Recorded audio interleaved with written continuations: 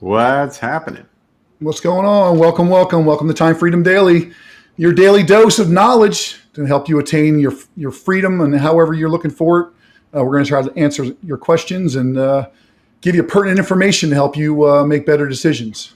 That's what it's about. I actually went and got a haircut today. Woohoo! I don't know if you ever went to see that guy. That guy's amazing. I But did. was telling him, he saw me on my phone and going through some of the stuff that you and I do on a daily basis, and he's like, how do I learn that stuff? And he's a barber, but he doesn't want to be a barber the rest of his life. And I said, listen, come subscribe to the channel. Like, this is exactly what we do. We take you from doing whatever you're doing to just bits and pieces, and it can start off with whatever you want to do. If you start investing $50 a week every Friday, you can do that. But that's exactly what we're talking about, and how to Absolutely break free your life. So how's your day been? It's been good.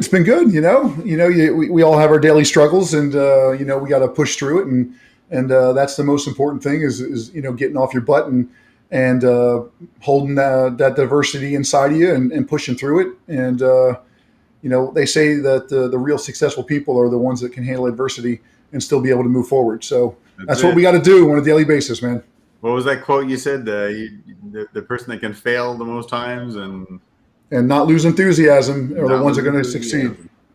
Absolutely. Well, I will bring up the coin markets first. You want to handle that and go through that? Yeah, for sure. So we are definitely trending in the right direction for sure. Yes. You can see if you're looking at Bitcoin here, you see the last 7 days we're up almost 13%. Market cap is strongly holding above the 2 trillion mark, and I don't see it moving anywhere but up from here. I mean, obviously we're going to have our corrections from day to day, which are normal. And, we had a little dip over the weekend, and there was a gap from where it closed on Friday to where it opened on Monday, because the futures markets they don't run through the weekend. So if there's ever a little gap, sometimes it'll go back and refill. And then from there, it bounces right back up. So that's what we saw this morning, and it recovered nicely. Volume is up. Like I said, the market cap is up and on its way. And, the most important thing is that the money is flowing in. We're going to be seeing some amazing news, and we're going to report that as soon as it comes out on a day-to-day. But all I can tell you right now is you're not late. If you're just looking at crypto for the first time, if you're looking on investing for the first time in traditional markets, it's not too late. It's never too late. It's not about timing the market. We're going to see this. Chris and I are going to say this over and over again. It is not about timing the market. It is about time in the market. So if you're not in it yet, get in it, and it's going to help over time. And so there's not. I don't want to go into too much specificity with coins and stuff. You can see there's a lot of green out there, and that's what we want to see. And that means the market is moving in the right direction, the direction that we want it to move in, which is up. And so that's it right there on the crypto. And I know that the traditional markets are taking quite a hit today, especially the technology stocks and the NASDAQ. They're down. Sure. Yeah. So the one I want to talk about, which is people probably know the most about, is Tesla. Tesla is definitely up because they have been delivering cars continuously higher than what's expected. So Tesla is a nice play, definitely long term. The Dow is down pretty solidly. You get a percent down on that type of on that type of market cap. That there's some fear in the streets. So here, what you want to look for, is when there's fear or blood in the streets, they say it's time to buy. So this may not be the right one. It may go down tomorrow again. We want to keep an eye on that. But you see the one right below, the one that says DOW, the S&P 500. That is the collection of the top 500 companies that are publicly traded here in the United States. And there are what's called funds that you can invest in that just are invested in those 500 companies. So based on those 500 companies, how they're performing, it either goes up or down. So if you don't know how to pick a stock, it's very, very easy to jump into one of these funds and invest in there and see. And so you're having like a diversification immediately A diversification means that you're invested in multiple different types of stocks at one time, and you get the good and the bad. It's a portfolio of stocks in one fund. So they also have a Dow fund, which is the entire market. So you can kind of, be completely diversified in every company that's listed publicly on the stock exchange as well. So we'll get into more of that in the future. But right now, the traditional markets are down, they're struggling a bit, and crypto market is up and trending in the right direction. So that's all we have today for the market recap, and we'll move on to our next segment. Yeah, absolutely. And like we talked about last week, Mondays are going to be our motivational Monday. Start your week off right. And I was torn because, in my opinion, goal setting is a very, very foundational place to start when you're talking about getting motivated and learning where you want to go and setting your own trajectory. But then I realized that we hadn't gotten to you. We talked about my story last week, and I was like, no, this is a good place to start for Motivational Monday, because a lot of people want to figure out how to get from where they are to where they want to be, and that was certainly your story. So tell us a little bit about yourself and your story.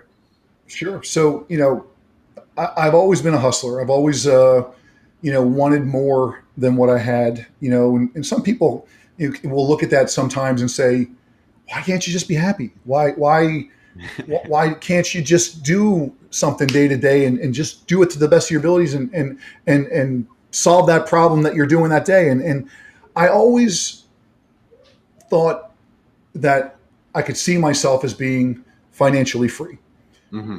Even as a young person, it was really odd that I was able to see that. I came from pretty much nothing. My mom, was a waitress for a while. Then she got into the casino industry, and she was working, driving an hour each way to work just for a little better job for us. Single mom. My parents were divorced.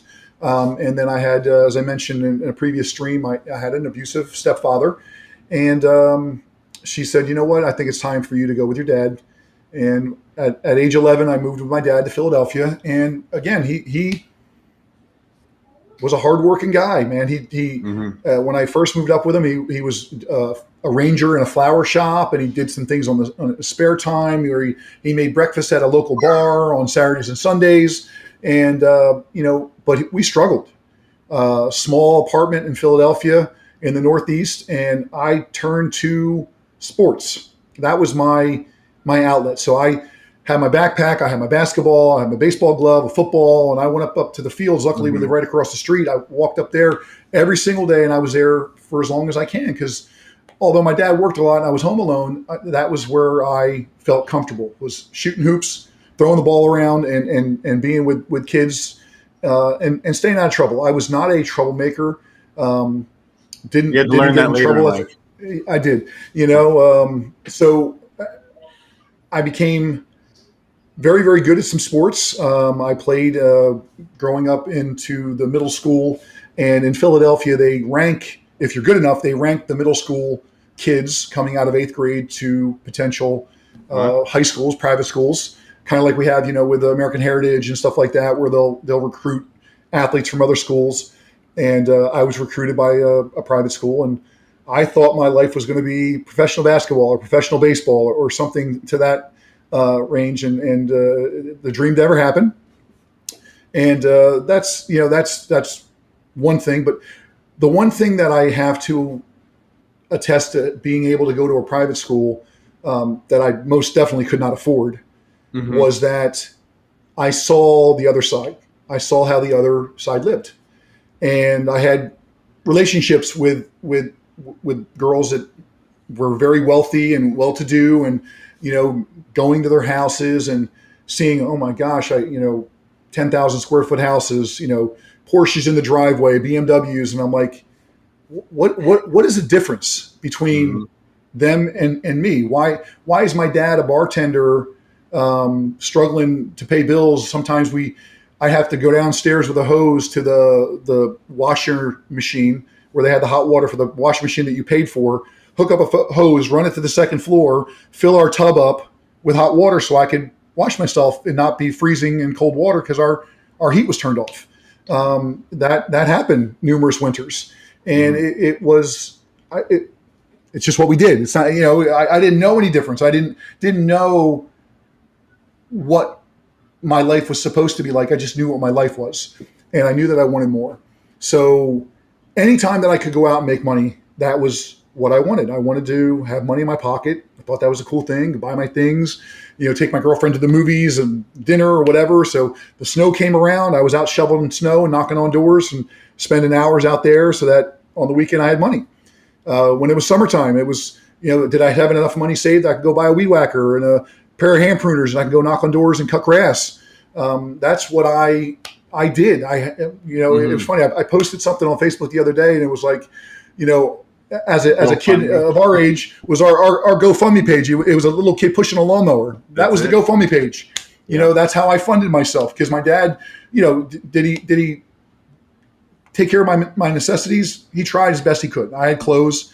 I had shoes. I didn't have multiple pairs of shoes, but I had new pairs of shoes if I needed them. And, it was a struggle. And sometimes I had to buy my own stuff if I wanted it.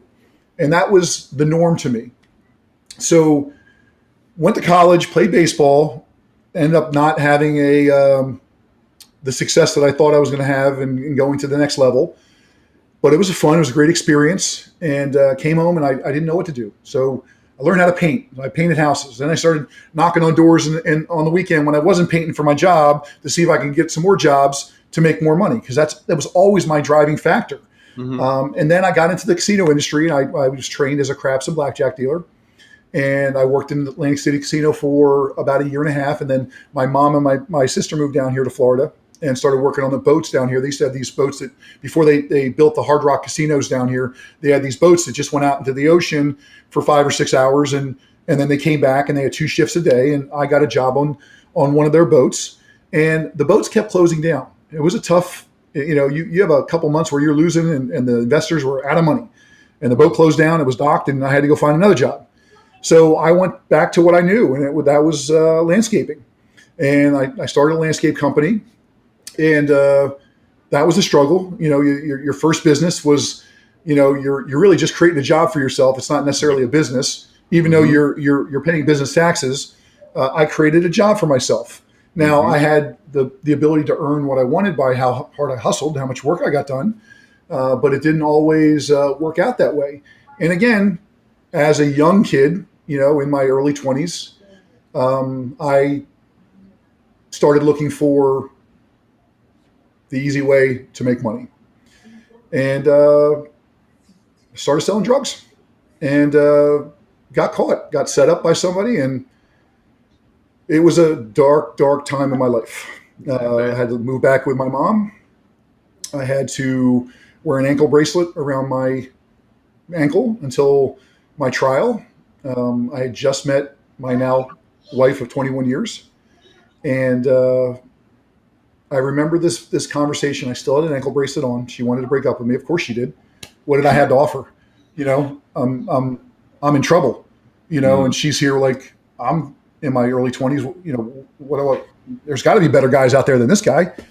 And I remember sitting on my mom's porch, and my mom lived in Rexmere Village, which was a mobile home community in Davie. And I'm living in one of her rooms, and she's like, John, I want to break up with you. And I said to her, I said, look, this doesn't look good right now. I know, and I'm like, but I can tell you from my heart, stay with me, and I will make sure that I turn my life around, I become successful, and you're not gonna regret staying with me.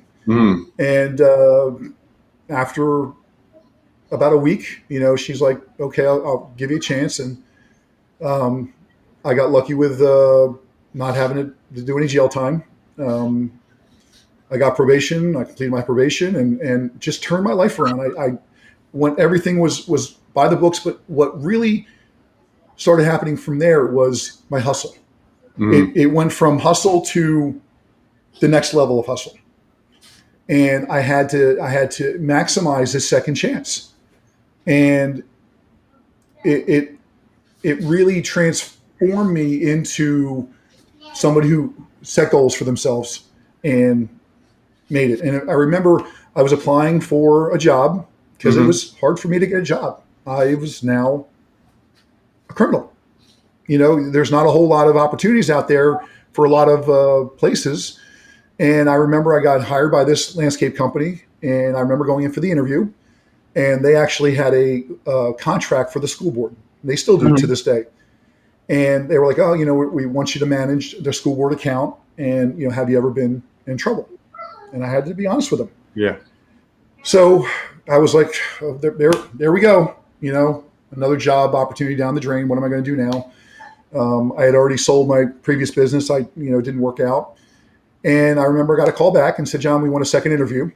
And I had to go in there and kind of dig in a little bit more and tell them a little bit more about myself and what I brought to the table. And they literally made a position for me that was not the position that they originally had for me. So it was a blessing. It really was. And, I always thank my old boss, Ralph and Mike, to give me that opportunity, because I honed my skills. I became great at making friends and getting people to trust me and believe in me. And I read more books and I went from, making like $30,000 a year to making six figures in the company within the course of a few years, just because of how I applied myself.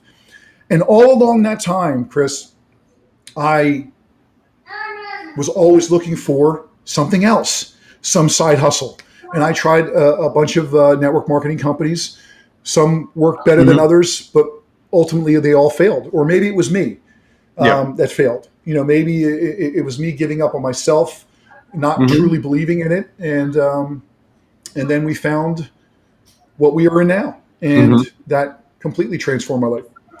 And those first couple of years, man, Gary and I, and we're going to have Gary on for an interview, and I'm really excited about that. I definitely look at him as a mentor of mine as well. And, definitely cut his teeth in the industry. And he was really, were there a couple people along the way? Because that's an amazing story so far, even from high school coaches and middle school coaches to, your early part of your life to a later part in life. What two people stand out? Like what? For sure. So it's definitely, I definitely had some coaches that were, and I can't actually name one, because coaching back then was different than it is today. Coaches were a lot more hard on you, a lot more demanding. They demanded greatness. They demanded your attention. They demanded your commitment. And that was one of the things where I was like, you know what? Don't quit. Just keep working hard. No matter how good you think you are, you got to keep working hard. So definitely some coaches, because my dad was unfortunately had issues with alcohol and was not a mentor to me in a way that some fathers can be. So it was definitely some coaches along the way. And I would tell you, I will say Ralph, the owner of Green Horizon, where I worked for 15 years, had a big party, spent a lot of time with me and honing my management skills and how to deliver a message properly. Because I was, in the old school frame of mind, barking at your employees and demanding them just as a coach would, So, and a lot of times in the professional realm, that tactic, that way of, management or delegation is not productive. Right. So learn how to lead with a compliment, learn how to lead with something positive they're doing, and then kind of go into something they need to work on. And he offered me a few books to read, how to win, win, influence friends is definitely one. Best management practices was another that I wanted. It was all about the delivery of the message, and getting your employees to believe that they can do more than what they can. And then, Gary spent a lot of time with me as well. So, I can't be any more thankful for his guidance as well, because, he really brought in an unbiased, truthful approach. But he also understood that I was an alpha as well, and understood how to handle me. And I'm also a very emotional person as well. My heart's on my sleeve all the time. You know how I feel. You can read it in my face. You know where I stand. It's funny, if I'm not being nice to you, I don't like you. It's just, that's just how I am. You know where I stand. I keep everything on Front Street. So I would say, the group of coaches I've had growing up Ralph and Gary were probably very influential in my lives, along with other people that I watched and listened to that definitely had some impacts with the words that they read. I bet. I Yeah. bet. So When you're in, when you were in your tough spot, and you've had many, from your stepdad to run-ins with the law. A lot of people, that's when people kind of fold in on themselves and start beating themselves up. And I, me too. When I've had really tough parts in my life, I tend to, we all tend to fold in, and it's easier to give up. What are some of the resources that you've tapped into, or like, how did you climb back sure. up? So look, there was definitely a time there it was dark because the charges were very serious, and to kind of give a summary, the law from my original arrest during the time that I was arrested changed before I went to trial. If they didn't change, it's kind of scary to say this, but I'd still be in jail for another 3 years. It's crazy. Nothing violent, nothing. Nobody was hurt. It was just the law of it, and the grace of God, the law was changed during my time. If it happened a year before, I'd be stuck. So it happened at the right time. It happened at the right time of my life. But I have always been able to communicate and ask for help. I'm not the type of person that will hold it inside and try to figure it out on my own. So whether it's a personal trait or something I learned along the way, I don't know. I don't know if I can answer that, but I knew that I needed help, and I wasn't afraid to allow someone to help me. So my mom stood by me. She could have been nasty with me and so disappointed. I know I disappointed her, but she did not. She loved me. She embraced who I was and understood that. And she had the ability to trust that I would learn from it and move on better than I was, which is kind of how I've always been through my life, because I've made so many mistakes. And if you're not learning from it and moving on with a better mentality, you're going to go backwards. And I tried never in my life to go backwards. If there's a direction I want to go in, is forward and progress. And it was dark, but I believe I attribute it to me allowing others to help me and communicate with me, and I was open to that. As a young kid, I was very, very defensive, could not take criticism. It was like the end of the world when someone criticized me. And now it's like, I'm going to listen. Absolutely. And if there's merit to it, I'm going to accept it. So that's kind of where I was with that. I love that. You're right. I mean, being able to learn from other people and accept that we do need help, that's huge. And I would encourage our viewers also, if there's something that you all would like to hear or for us to expand on, there's no shame ever in saying, hey, can you go dive a little deeper into that or explain this to me. You're not going to stand out by asking these questions. A lot of people think these questions and don't ask. So go ahead and ask. While I'm thinking about it, remember to hit the subscribe button and like the video. But back to John. So this was a question you asked me. What was your biggest failure in whatever part of your life, business or otherwise? What did you learn from it?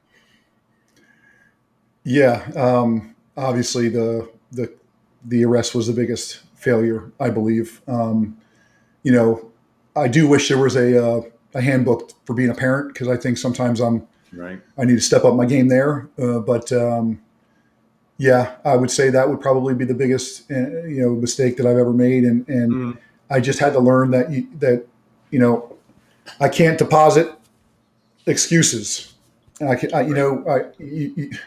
You can make excuses for everything that goes wrong in your life, right? But are they going to help you pay your bills or support your family? Absolutely not. Right. So I made a choice to I rebuilt my landscape business from that time. My dad at the time, I mean, if there was one thing my dad did that I am forever grateful for, and he's in heaven now, but he basically shut down what he was doing in Philadelphia and he moved down here and he ran my business for the time that I was not able to run my business, and save whatever you could save. I mean, I did lose some customers because there was definitely a lack of service for a while. But once I was, able to go back to work, I rebuilt, I remarketed and knocked on doors and tried to get as much work as I could, and rebuilt the business up to where it was sustaining my family, and went from there. So yeah, that was my lowest point for sure. Wow, that's amazing. So learning all this, what advice would you give to people? Maybe not necessarily going through the times that you or I have, but people that are watching that are just, feeling stuck, feeling like, man, I'd love to not have to go to work. Like, what advice would you give to somebody that wants to get to that point? Sure. So, I mean, the most important thing is two things. If you see something's not working and you can really understand that it's not working, don't be afraid to walk away from it. Mm-hmm. I mean, I know, Chris, that was a big thing for you and your business, and for you it wasn't working, and you were emotionally engaged in your business for so long that it was hard for you, but you said, you know what, it's time. So if you know something's not working, don't be afraid to break it off and walk away, and whatever that is. Personal relationships. Mm-hmm. I mean, there are friends that I've had along the way that I thought were going to be friends for life that are not my friend anymore. Mm-hmm. And for whatever reason, they're no longer there. Whatever it is, relationships, whatever it is, if you're not getting reciprocation from what you're putting into it, then maybe that's not the right relationship for you. But also you have to be, it's the biggest thing that I could say in success. And so many people, they want to go to the gym, they want to do a workout for a week, and then they lift their shirt up and they're looking, they don't see a six pack, and they're like, oh, that must not work. Yeah. While they're eating, 3 peanut butter jelly sandwiches and, a sub and a pie of pizza, and they're wondering, well, how come I'm lifting weights and I'm doing cardio? How come I don't have abs? Well, it's because you're not doing it right. There's no other reason, but then they're going to give up because they don't see the results they want. The same thing in success in business is be patient, not only with the people that you're trying to communicate with and talk to about whatever it is you're sharing or doing, but be patient with yourself, because we put so much pressure on ourselves and we fill our minds with so much mind trash and doubt and despair that we can talk ourselves out of anything. The mind is so strong. It can either talk you into it and you can move into it and move forward and progress, or you can talk yourself out of it. And it's like this much of an apex that you're either going to go one way or the other. Yep. And if you're patient and you understand that success takes time, then you won't give up on yourself. I mean, I made a joke. It took me 44 years to become an overnight success. Yep. I mean, people see the success, they see the end result, and they're like, oh, he's so lucky. Mm-hmm. And they have no clue how many smacks in the face we got and how many punches in the gut we got, or what we had to go through to get to the point to where we're at. And they only want to see the end result, and that's what they're expecting immediately. So be able to cut off relationships, and that relationship could be with a job or with a business or whatever it is, or with people. And then the patience of being both sides of the patience with others and with yourself is the most important thing that I can say. 100%. I agree that the 40 years to become an overnight success. I remember seeing a diagram somewhere where it's like an iceberg. People see that top 5% of the iceberg, but they don't see everything it took to be everything. That. 100%. The last and our signature question: what does freedom mean to you? What does time freedom mean to you? Absolutely. So it's a great question. I love that question, and It means that you're living life on your terms. You are running your day. Your day's not running you. So many people, and again, this is not a knock on having a 9 to 5. We've all had them. I've had numerous ones. I ran my day the best that I could. If my boss or whoever was my manager at the time needed me to do something, I did it. But I did it to the best of my ability, which allowed it to feel that it was me. It was me doing the work, and it was me, solving the problem or doing whatever it is I needed to do. And running your day afterwards is the most important. So there's a saying, it's like, just get off the couch. Yep. Just get off the couch. Just get up and do something productive, whether it's for you to make yourself feel better, going to the gym, eating better foods, or starting something on the side, whatever. You could be doing something online, filling out forms for a company, getting, 15, 20 bucks an hour, logging in, logging out, something that you've got your budget for, and then that extra money you're doing something else with, whether it's investing, whether it's, saving something to buy into a bigger opportunity or business, do something during that other time of the day other than stuffing your face and just flipping through Netflix and binge watching 7 episodes of a show. Look, I've been guilty. I can't go 1,000% every single day. I need a day or so to recharge my batteries and binge watch a couple shows or see what's on the DVR that I've had for a couple weeks to catch up on. But that's just mind clearing for me. Every day I'm always looking, where can I get my money to work for me, what it's doing to allow me to get to that goal of literally being financially free. Yep. And although I am working from home, we have our businesses, I can't walk away completely right now. So I'm not completely free, but there is a goal that I can get there. And that's what I'm working towards. And start out with small goals, Chris, right?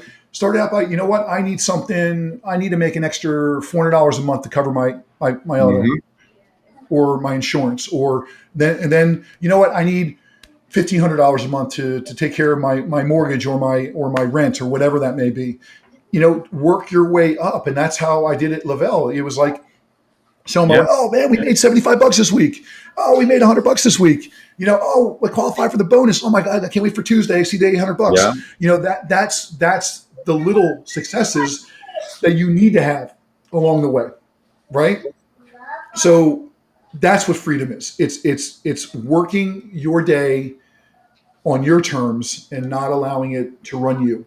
Now, it may not be every single day. You may have a day where it's just run you ragged, and that happens. But if you are balancing that and tipping the scales to have more days that you run, you're on the right track to time freedom. That's awesome. That was fire right there. Love it. Beautiful. Love it. Yeah, man, I'm loving what we're doing here. I can't wait to more people can see our message and see what we're sharing. And it's going to get better, guys. The people that are watching now, I stutter. Yep. I mumble from time to time. I'm not a professional speaker. So, bear with us. But I guarantee you can come back here in 90 days and you're going to see a huge difference in the content and what we're providing. And, we're going to be more specific to what people are searching for when it comes to what we're doing here. And we're excited to see how this channel helps transform some other lives. And we'd love to hear some feedback from you. Absolutely. And like stuttering or not, we are real. And we will always be that. Gary Vaynerchuk is Gary. He's always going to be dropping F-bombs and S-bombs every sentence. That's not me. So we'll always be us, and we'll always care about your success and ours. And that's kind of what we're here for. But anything else you wanted to say today, John? Yes. One more thing. Like, subscribe, and share this video so we can get the YouTube algorithm to start picking us up. And we'll see you guys tomorrow. Yes.